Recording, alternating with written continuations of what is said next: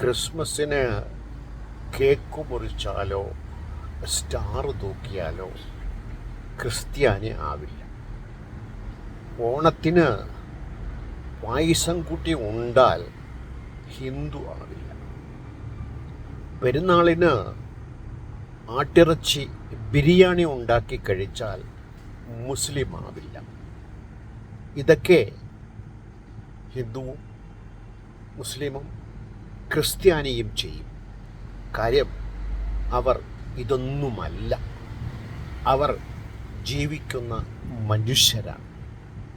മറ്റുള്ളവരെ ഉൾക്കൊള്ളാനുള്ള മനസ്സുള്ളവരാണ്.